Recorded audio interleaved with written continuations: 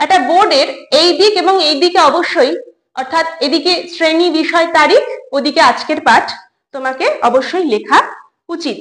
অনেক সময় ইন্টারভিউয়াররা বলে ছেড়ে দাও, এগুলো লিখতে হবে না, তুমি পড়ানো শুরু করো, তাহলে লিখবে না, কিন্তু যদি লেখো যেন অবশ্যই বানানগুলো ঠিক থাকে। তো এখানে এই শ্রেণী বানানটা নিয়ে একটুখানি কনফ্লিক্ট থাকে, এটা নিয়ে অন্য একটা ভিডিও আমি অবশ্যই করব। আচ্ছা, এরপরে হচ্ছে ধরো যদি ওইগুলো বলে যে না করতে হবে না, তো ডেমো শুরুর আগেই কিন্তু তুমি একবার পারমিশন নিয়ে নেবে যে স্যার আর ম্যাডাম, আমি কি আপনাদেরকে আমার স্টুডেন্ট হিসাবে ভেবে নিতে পারি? ওরা অবশ্যই বলবে যে হ্যাঁ একদম পারো। এবং বিশ্বাস করো, আমি যখন ডেমো দিয়েছিলাম ওই তরফ থেকে, মানে স্টুডেন্টদের তরফ থেকে যে উত্তরগুলো আসন্ন, সেটা কিন্তু ওই ইন্টারভিউয়ার আমাকে দিয়েছিল ভীষণ অ্যাক্টিভ ভাবে। ওনারা আমার ডেমো শুনেছিলেন এবং ডেমোতে অ্যাজ এ স্টুডেন্ট পার্টিসিপেট করেছিলেন। আচ্ছা, নেক্সট যেটা আসল ব্যাপার সেটা হচ্ছে আমি 13টা পয়েন্টকে এখানে তোমাদের সাথে আলোচনা করব। Number 1, hi hello intro.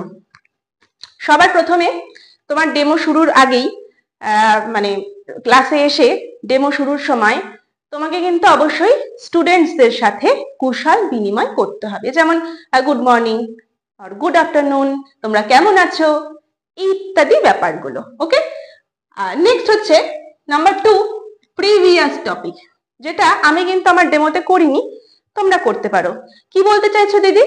ধরো আজকে আমি উৎপাদক নিয়ে আলোচনা করেছি, এখন তোমায় ওরা বললো যে তুমি না গসাগু পড়াও। ও আরেকটা বিষয়, উৎপাদক কিন্তু ওনারাই আমাকে বলেছিল যে উৎপাদকের ডেমো দেখান। তো ধরো ওনারা বললো গসাগুর ডেমো দেখান। এখন গসাগুর ডেমো দেখাতে গেলে সাগু অর্থাৎ সাধারণ গুণনীয়কের একটা ধারণা তো থাকতে হবে। তাই জন্যে তুমি কিন্তু বলে নিতে পারো, আচ্ছা আগের দিন আমরা সাধারণ গুণনীয়ক পড়েছিলাম, বা আমরা কিন্তু সাধারণ গুণনীয়ক আগে শিখেছি, সেটা তোমাদের মনে আছে তো? তার মানে কি হলো, আগে কি পড়েছে তার সাথে তুমি একটা কানেকশন করে নিলে। নাম্বার 3, ফান, স্মাইলিং ফেস এবং ফ্রেন্ডলি বিহেভিয়ার। তোমাকে ডেমোতে বা ক্লাসরুমে অবশ্যই ফান করতে হবে, মজা করতে হবে, মজা ছাড়া পড়তে কেউ চায় না। ওকে, স্মাইলিং ফেস, হাসি হাসি মুখ করে পড়াতে হবে। সে হাসলে যতই তোমায় বাজে দেখাক না কেন, আমার ব্যক্তিগতভাবে মনে হয় আমার দাঁতটা একটু বড় বড়, আমি যদি বেশি হাসি আমাকে খুব বাজে লাগবে, লাগুক, ঠিক আছে, তবুও কিন্তু হেসে হেসে পড়াবে। আর ফ্রেন্ডলি বিহেভিয়ার, অর্থাৎ এই যে ছোট্ট ছোট্ট বাচ্চা আর এই যে আমরা একটুখানি ধেড়ে বাচ্চা হয়ে গেছি, তো এর মাঝে একটা ব্যালেন্স আনতে হবে, কখনোই যেন বৈষম্য না থাকে, তাহলে ওরাও কিন্তু তোমার কাছে এগিয়ে আসবে না এবং মানে ভালোভাবে পড়াটা হবে না, ঠিক আছে? আচ্ছা, 4 নম্বর, অ্যাট্রাকটিভ। ডেমোটা বা ক্লাসরুমে তোমাকে ক্লাসটা করতে হবে ভীষণ আকর্ষণীয় ভাবে। এই আকর্ষণীয় ভাবে আমি কি করে করব দিদি? এখানেই কিন্তু তুমি তোমার এক্সট্রা ক্যারিকুলার অ্যাক্টিভিটিটা কাজে লাগাতে পারো। এবার তুমি বলতে পারো যে আমার তো এক্সট্রা ক্যারিকুলার অ্যাক্টিভিটি নেই। দেখো, কম বেশি আঁকা, গান এগুলো যে কেউ পারে, কবিতা, ছন্দের কবিতা, ছড়া যে কেউ পারে, ভালো পারুক বাজে পারুক পারে, সেগুলোকে কিন্তু অবশ্যই ডেমোতে তোমরা ইউজ করো। যেমন আমি একটা গান করেছিলাম, তাই না? আচ্ছা, নেক্সট হচ্ছে অ্যাক্টিভ অর স্টুডেন্টস ওপিনিয়ন। হ্যাঁ, তো ক্লাসরুমকে সক্রিয় করে তুলতে হবে। এই যে আমার ইন্টারভিউয়াররাই উত্তরগুলো দিচ্ছিল, সেই জায়গাটা তোমাদের তৈরি করতে হবে, তোমাকেই করতে হবে। এমনি এমনি ওরা উত্তর দেবে না, এরকম চুপ করে বসে থাকে অনেকের, ঠিক আছে? তোমাকে অ্যাক্টিং করতে হয়, আচ্ছা ওদিক থেকে বলছে, আমারটা বলেছিল, কোথাও গিয়ে আমি করিয়েছিলাম, তোমরাও করাতে পারবে। তো সেইভাবেই কন্টেন্ট তৈরি করো, আর বা সেভাবেই তুমি প্রেজেন্ট করো যেন সত্যিই ওনারা কথা বলতে বাধ্য হয় বা দেখে মনে হয় ক্লাসটা ভীষণ অ্যাক্টিভ। এর জন্য যেটা করতে পারো, স্টুডেন্টদের মতামত নিতে পারো। আচ্ছা তোমরা আম খেয়েছো? আচ্ছা আম ইংরেজি কি গো? বাহ, তোমরা তো খুব ভালো পারো। এই যে বাহবা দেওয়া, ওদের থেকে মতামত চাওয়া। ওকে, নেক্সট, ক্লিয়ার হ্যান্ডরাইটিং। হাতের লেখা পরিষ্কার হতে হবে। ওকে, এখন হাতের লেখা পরিষ্কার, তাহলে তোমার দিদি তো হাতের লেখা জঘন্য, মানে বাচ্চারা তো বুঝতে পারবে না, কেমন একটা জড়ানো জড়ানো ভীষণ বাজে, আমার যা এর থেকে তো আর ভালো করতে পারবো না। তো মোটামুটি বাচ্চারা যাতে বুঝতে পারে চেষ্টা করতে হবে সেভাবে লেখার, যতটা পারা যায়। ওকে, নেক্সট, ইউজ অফ পিকচার। এটা ভীষণ ইম্পর্টেন্ট। ইউজ অফ পিকচার ভীষণ ইম্পর্টেন্ট। কেন ইম্পর্টেন্ট? কারণ বাচ্চারা আগে ছবি দেখে, ওকে? বাচ্চারা আগে ছবি দেখে, তারপরে কথা শোনে। যেমন ধরো, আমি আমার ক্লাসরুমে যখন ঢুকি, বাচ্চারা ভীষণ যখন চিৎকার চেঁচামেচি করে, আমি তখন ভীষণ বাজে একটা ছবি আঁকি, জানো তো? কেমন ছবি আঁকি? এমন ছবি আঁকি, আর এখানটায় একটা হাত এমন করে এঁকে দিই। এতে করে ওরা তখন কি করে, এই আস্তে কথা বল, চুপ কর চুপ কর চুপ কর, ম্যাডাম এসছে। তার মানে আমি যেটা মুখে বললে ওরা চুপ করতো না, সেটা কিন্তু ছবির মাধ্যমে আমি ওদের চুপ করাতে পারি। ঠিক একইভাবে কিন্তু যে কোনো সময় ছবি ইউজ করবে। এই ছবি ইউজ, যেমন আমি আম এঁকেছিলাম, কি বাজেই না আম এঁকেছিলাম, তবুও কিন্তু ওরা ওটাকেই নেবে। ঠিক আছে? ভালো আঁকো, বাজে আঁকো, যাই আঁকো, অনেকেই তো আঁকা পারে না আমার মতো, কিন্তু তবুও অবশ্যই আঁকাটাকে কিন্তু নেবে। আচ্ছা, 8 number, connection with other subject and board work. দেখো, সবার প্রথমে বলি, অনেক সময় তোমার ইন্টারভিউ হবার সময় যে ডেমো ক্লাস, ওরা হয়তো 1 মিনিটও দেখে না, ওরা বসিয়ে দেয়।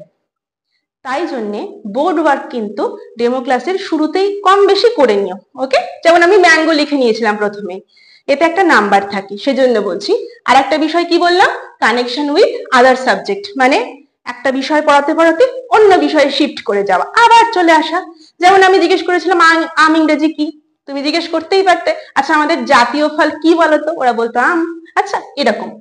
তারপরে ক্লিয়ার অ্যান্ড লাউড ভয়েস, তোমার গলাকে, তোমার কণ্ঠকে হতে হবে স্পষ্ট এবং উচ্চ, মানে জোরালো, যাতে করে তোমার ফার্স্ট বেঞ্চ থেকে লাস্ট বেঞ্চ স্পষ্টভাবে সবটা শুনতে পারে। এবং আরেকটা বিষয়, তোমার যখন গলার মানে ভয়েসটা জোরে হবে, স্পষ্ট উচ্চারণ হবে, তখন কিন্তু ইন্টারভিউয়াররা বা স্টুডেন্টরা তোমার কথা শুনতে বাধ্য। শুধু উচ্চারণ না, আমি বলবো ভয়েস মডিউলেশন করবে। মডিউলেশন মানে কি? আচ্ছা, তোমরা কেউ জানো আম ইংরেজি কি? আম ইংরেজি ম্যাঙ্গো? বাহ, খুব ভালো বলেছো। তাহলে আম ইংরেজি হলো ম্যাঙ্গো না, ভয়েস মডিউলেশন করো। আচ্ছা, তোমরা জানো আম ইংরেজি কি? আচ্ছা, ম্যাঙ্গো। তার মানে এই যে দুটো কথার মধ্যে কিন্তু আকাশ পাতাল তফাৎ। তোমার গলা নিয়ে খেলা করতে হবে, প্র্যাকটিস করো এখন থেকে। আচ্ছা, do not explore the topic at first. সবার প্রথমেই তুমি কি পড়াচ্ছ সেটাকে এক্সপ্লোর করবে না। তাতে কি হবে, ওদের মনে একটা কিউরিওসিটি হবে যে কি পড়ছে কি পড়ছে কি পড়ছে। আর সব থেকে বড় কথা, আমি যদি আজকে প্রথমেই বলে দিতাম আমি উৎপাদক পড়াবো, বিশ্বাস করো কেউ শুনতো না। কারণ কেউ মানে ইচ্ছা করে পড়তে ভালো লাগে না কারোর, আমারও লাগে না। পড়িয়ে নিতে হবে, অ্যাট্রাকটিভ ভাবে, মজাদার ভাবে, ট্রিকি ওয়েতে পড়িয়ে নিয়ে বলতে হবে তোমাদের কিন্তু আজকে আমি এটা পড়ালাম। ঠিক আছে? নেক্সট হচ্ছে বোর্ড অ্যান্ড বডি অ্যাঙ্গেল। বোর্ডের সঙ্গে বডি অ্যাঙ্গেল কেমন হতে হবে? অনেকটা এরকম, এদিকে আমার একটা বস্তু আছে তাই যেতে পারছি না, অনেকটা এরকম। তাতে করে কি হবে, বোর্ডও দেখা যাবে, তোমার মুখটাও মোটামুটি দেখা যাবে, এবং তুমি কি বলতে চেষ্টা করছো সেটাকে স্পষ্টভাবে শোনা যাবে, মানে কানেকশনটা ভালো থাকবে। ওকে? অনেক সময় হয় কি, এটা হয় না, মানে এভাবেই লিখতে হয়, সেক্ষেত্রে লেখার পরে একটুখানি এভাবে বেঁকে গিয়ে সেই সম্পর্কে কথাটা বললে, যাতে করে ওই লেখাটা ওরা লেখার সুযোগ পেলো বা দেখার সুযোগ পেলো। কেমন? Next, continuity. এটাও ভীষণ জরুরি আমার মনে হয়, এবং এটাই হয়তো ডেমো ক্লাসের জন্য তো ভীষণভাবে জরুরি। কন্টিনিউটি, কন্টিনিউটি মানে কি? মানে ধরো আমি যেমন তোমাকে ডেমোতে বলেছিলাম, আচ্ছা আম ইংরেজি কি? ওরা বললো ম্যাঙ্গো। বা আমি বললাম যে আমি জানো তো কালকে আম পেয়েছি, কটা? 4টে। এবার এই 4টে আম আমি ব্যাগে পুরে নিলাম। কেন আমি কথাগুলো বলছিলাম? কারণ কথাগুলো না বললে ওদের মন অন্যদিকে চলে যাবে।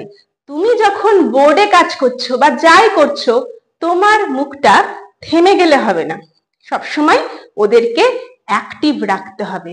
যেমন ধরো, আচ্ছা তুমি উঠে এসো তো, ম্যাঙ্গো ইংরেজিতে একটু লেখো তো বানানটা। যে তুমি চুপ করে দাঁড়িয়ে থাকলে, এটা ভীষণ বাজে দেখাবে, ডেমোতে করো না। তুমি অ্যাক্টিং করো যে এসো এসো এসো, তাড়াতাড়ি এসো, দেখি তো ও ভালোভাবে লিখতে পারে কিনা। হ্যাঁ হ্যাঁ, আচ্ছা চলে এসেছো, লেখো। তার মানে কি হলো, মাঝের গ্যাপটা তুমি তোমার কথা দিয়ে কিন্তু ভরিয়ে তুললে। আচ্ছা, নেক্সট কি? নেক্সট অর একদম লাস্ট, কনক্লুশন। অর্থাৎ পুরো ডেমোটা হয়ে গেলে অবশ্যই কিন্তু কনক্লুশন করতে ভুলো না। অর্থাৎ আজকে জানো তো আমরা কি শিখলাম? আমরা উৎপাদক শিখলাম। এবং এর সাথে সাথে আর একটা জিনিস করবে, পরের ক্লাসের সাথে একটা কানেকশন রেখে দেবে। কেমন ভাবে? আচ্ছা, পরের দিন কিন্তু আমরা এরকম আরো মজা করব, কেমন? আরো জিনিস কিন্তু ভাগাভাগি করব, উৎপাদক খেলবো, হ্যাঁ, এইভাবে। তো আশা করি আজকের আমার এই ভিডিওটা তোমাদের সামান্যতম উপকারে এসছে। যাদের ভালো লেগেছে তারা একটু লাইক করে দিও, কমেন্ট করে দিও। ভালো লাগলে সাবস্ক্রাইব করো, শেয়ার করো। আর যাদের ভালো লাগেনি, একান্তই সরি। আর চেষ্টা করব এরকম ভিডিও আরো দেওয়ার, কারণ এখন আমার মোটামুটি একটা আটপৌরে সেটআপ হয়ে গেছে। Thank you and tata.